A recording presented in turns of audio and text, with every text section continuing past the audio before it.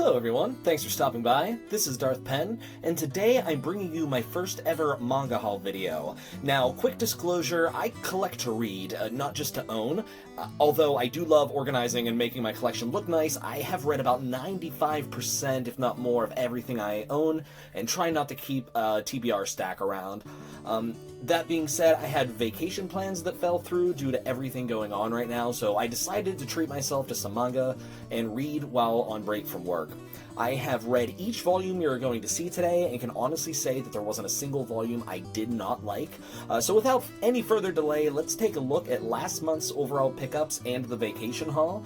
If you enjoy any of these series, make sure to press the like button and subscribe to hear this old fool chatting about manga. Alright, starting off this month's haul is a manga that I had pre-ordered and received on February 18th by one of my favorite Japanese creators, and that manga would be Downfall by Inio Asano. Now, this is a one-shot volume, which means the entire story is contained in this single book, written about a manga artist with writer's block that is also struggling with addiction and an overall just gloomy outlook on the entire manga industry. This was, in my opinion, a really good read.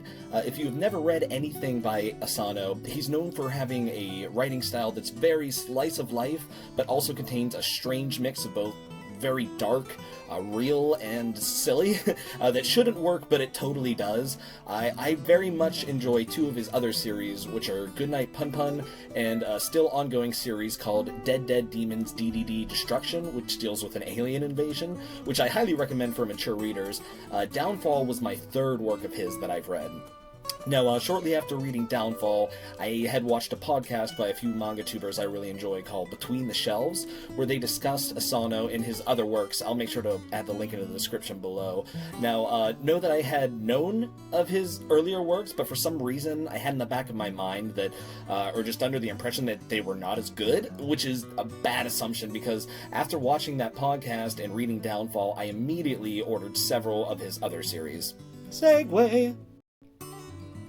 Next up on the haul, I had received and read 3 more series by Inio Asano, meaning I'm just a series or two shy now of owning all of his English releases. I'll show them off in the order I read them and give you a super brief summary and rating without any spoiler talk here.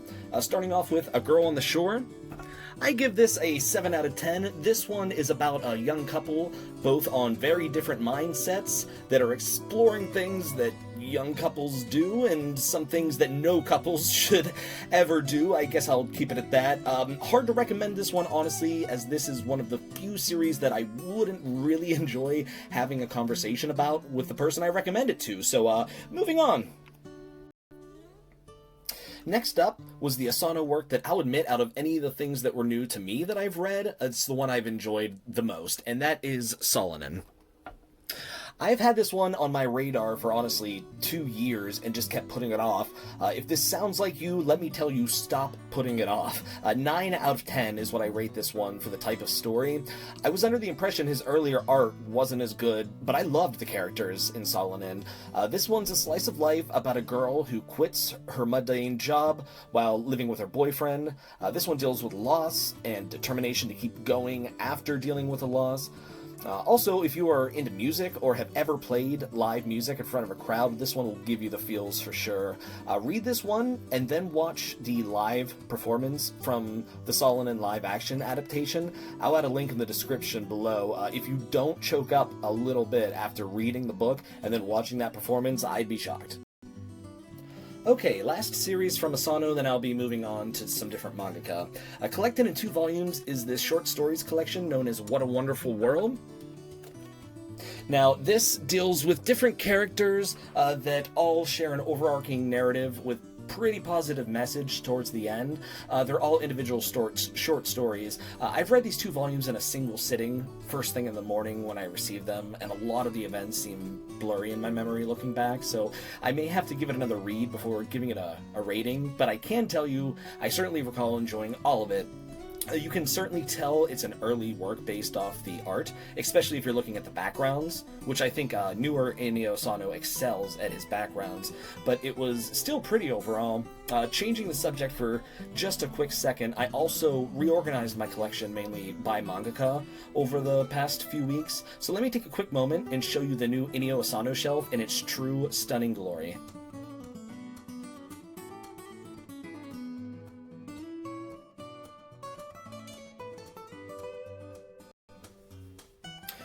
These next two volumes are both by the same writer and artist known as Hiroya Oku. This is Gantz, Omnibus 4, which collects volumes 10, 11, and 12 of the completed Gantz series. Many of the series I pick up, I'm reading for the first time, and I also do not read ahead until the next volumes are released. So my knowledge of Gantz is now up to the 12th volume, and I gotta say, it's still as crazy as ever. Gantz, for those of you who do not know, is a seinen manga released by Dark Horse. In this series, after someone dies, instead of having an afterlife, they're transported to a room with other recently dead, all looking quite alive, and most having no clue they even just died. They are then told they need to survive what is basically a boss-like battle against a bizarre alien-type creature to continue living their normal life or die once and for all. Volume 4 keeps up the intensity, and it's probably the most off-the-wall one I've read yet. Cringeworthy at points, but I'm fairly certain that's a trope in this manga. Only negative I have about this series is that they are not being released in the deluxe editions like Berserk, Hellsing, or Blade of the Immortal are, and will be getting. Other than that, mature, great read, absolutely recommend. Alright, this next one by the same mangaka is his newest series being released, and that is Volume 1 of GIGANT. I picked this up on a recommendation of a manga tuber that I follow who goes by Uchuu Shelf. This may be cheating or whatever, but instead of giving you my thoughts on this one, as there's only one volume, I'm going to link his video in the description that made me want to read this one. I loved this volume and really looking forward to Volume 2 in June. It's a mature read for sure, and that is not a warning to take lightly with some manga, but I'm sure that if you're watching this, you already know that.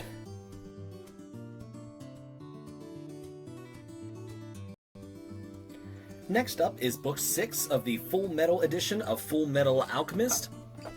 These editions collect a volume and a half each, so I'm up to volume 9, I think. Now, I'm well aware that this series is a staple of anime and manga for a generation, but I'm experiencing this one for the first time in these deluxe edition formats.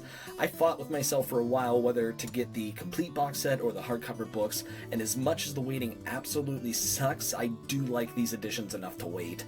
After reading a volume, I'll watch the episodes of what I read on the Full Metal Alchemist Brotherhood anime, but I always make sure not to watch ahead of what I'm reading. It does get tempting, trust me, but it's what I do. Side note, I also determined after watching Brotherhood that the voice actor who voices Hughes also voices Koro Sensei in the Assassination Classroom English dub. This might be old news to some of you, but I've just learned this, that he does a ton of voice acting for animes, and that made my day hearing that. So, a great series from what I know so far, great additions, I recommend it for sure.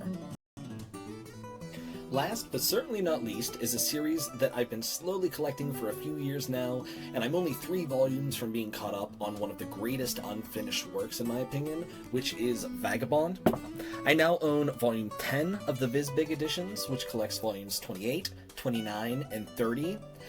At least 2 years ago now, I found a few later volumes of the single editions for Vagabond that I picked up for dirt cheap, and finally had a chance to read those, which are volumes 31, 32, 33, and yep, you guessed it, 37. No, just kidding, 34.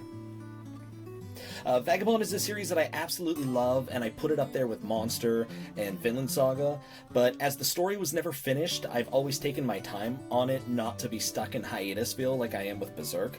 The artwork is some of the best in any manga, and the story is a fictional take on the life of Miyamoto Musashi, one of the greatest lone samurai in Japan during the Edo period. If you haven't read it, do yourself a favor and pick up Viz Big Edition Volume 1. They are no way hard to find at this time, and the spines are my favorite in my collection, how they stack together. Let's have a look at that.